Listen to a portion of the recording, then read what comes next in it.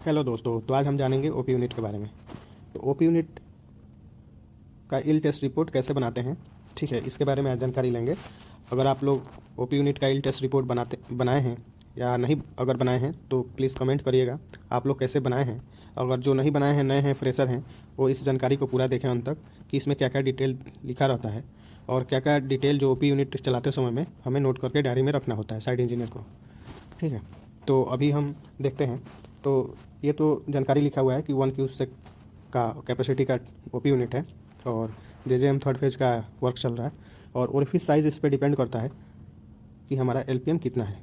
Orifice size मतलब जो OP unit का हमारा आउटलेट पॉइंट जहाँ से डिस्चार्ज होता है उसी के अकॉर्डिंग हम मेज़र करते हैं एलपीएम और उसका सेंटीमीटर इंच यहाँ पे डिस्चार्ज, ठीक है। तो हम देखते हैं स्टैटिक वाटर लेवल आपको पता है कैसे मेज़र किया जाता है, प्लीज़ कमेंट में लिखें। और आप अगर इसको चेक कराए हैं, मेज़र कराए हैं, तो अपना एक्सपीरियंस शेयर करिएगा, ठीक है। तो स्टैटिक वाटर लेवल मल्टीमीटर के थ्रू हम मेज़र कर लेते हैं ओपी यूनिट चलाने से पहले। और दूसरा आता है रनिंग वाटर लेवल। जब हमारा ओपी यूनिट कंटिन्यूस चलता है उस समय हम रनिंग वाटर लेवल मल्टीमीटर के थ्रू हम इसको मेज़र करते हैं रनिंग कंडीशन में ओपी यूनिट के, ठीक है। अब आते हैं हम डिस्चार्ज। ये जो हमारा डिस्चार्ज लिखा हुआ है इसमें तो एक साइड में एलपीएम लिखा हुआ है लीटर पर मिनट, दूसरे साइड में इंच लिखा हुआ है। मतलब इसका हेड बोल लें। ये अगर मान लेते हैं हमारा ओपी यूनिट का डिस्चार्ज है, ये पाइप के थ्रू यहाँ से डिस्चार्ज हो रहा है, ठीक है। तो यहाँ पे एक हम पिछले लेक्चर में बता चुके थे, यहाँ पे हम एक स्टिक एक लगा देते हैं और यहाँ से एक ओलेट्स हमारा निकला होता है, इसी के थ्रू हमारा स्पिरिट लेवल या वाटर लेवल वाला पाइप इस पर लगा रहता है, मतलब बांधा हुआ रहता है। और इसमें मशीन के थ्रू हम प्रेशर देकर यहाँ पे मतलब 3 स्टेज है तो 3 स्टेज पर मार्किंग कर देते हैं और यहाँ पे एलपीएम लिख देते हैं कि इतना एलपीएम पे इसका हेड इतना है, 5 इंची हेड है। तो ये कहाँ से देखते हैं, ये एक टेबल के थ्रू पिछले लेक्चर में मैं बता चुका हूँ कि अगर ओरिफिस साइज अपना जो है 6 इंची बाई 4 इंची का है, अगर 6 इंची बाई 4 इंची का है तो उसका लीटर पर मिनट यहाँ पे लिखा रहता है और उसके करस्पॉन्डिंग इंच यहाँ पे लिखा रहता है, ठीक है।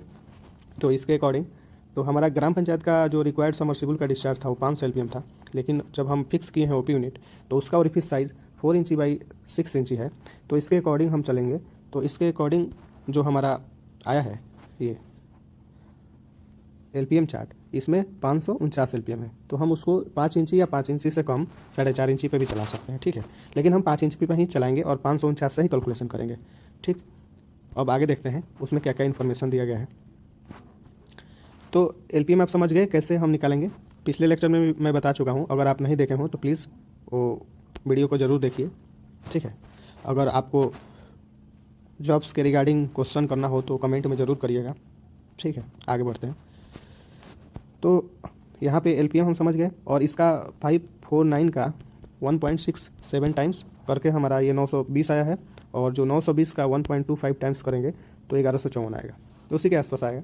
तो उसके अकॉर्डिंग जो हमारा है 23 इंच है और 920 के अकॉर्डिंग 14 इंच पे हमको चलाना है।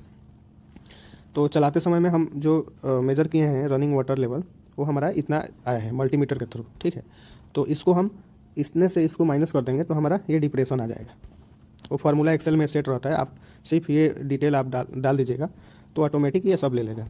और ये डिटेल आपको साइड पे रखना है, मतलब क्लाइंट जो आते हैं वो चेक करेंगे और कितना कितना आ रहा है एक टेबल बनाकर उसमें लिखना होता है नोटबुक पे। और यही जो नोटबुक पे लिखे होंगे वही सेम टू सेम यहाँ पे लिखा जाता है, ठीक है। इतना पता चल गया आपको। और उसके बाद यहाँ पे लिखा जाता है रिमार्क्स में क्लाइंट के थ्रू वो कॉपी, ये इसका एक सॉफ्ट कॉपी भी मतलब प्रिंट कॉपी भी जाता है साइड पे, उस पर भी साइन करते हैं सर लोग। क्लाइंट जो जूनियर इंजीनियर आएंगे या असिस्टेंट एसडब्ल्यूएसएम से आएंगे इनका साइन हो जाएगा, या टीपीआई वाले आएंगे जो भी, और कंपनी का जो भी रिप्रेजेंटेटिव रहेगा उसका साइन होगा। उसके बाद ये जाएगा एक्सीएन के पास, ठीक है। तो इसमें रिकमेंडेशन डिस्चार्ज एट 550 एलपीएम लिखा हुआ है, at depression 1.9 metre against required LPM 550। First run is bypass up to sand free discharge. तो इसको पहले जब समर्सिबल पंप हम इंस्टॉल कर देंगे बोरवेल में तो ये बोल रहे हैं कि पहले हम बाईपास चलाएंगे, बाईपास के थ्रू। बाईपास क्या होता है, अगर आपको इस पर वीडियो चाहिए तो प्लीज़ कमेंट करिए, हम इसको बढ़िया से डिटेल में आपको समझाएंगे।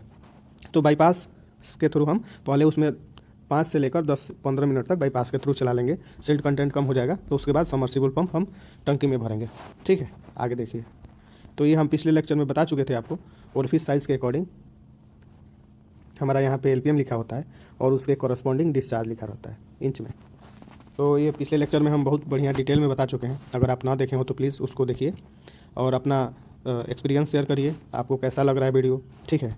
और कमेंट ज़रूर करें और दूसरे को ज़रूर बताएं और शेयर करें। Thank you for watching.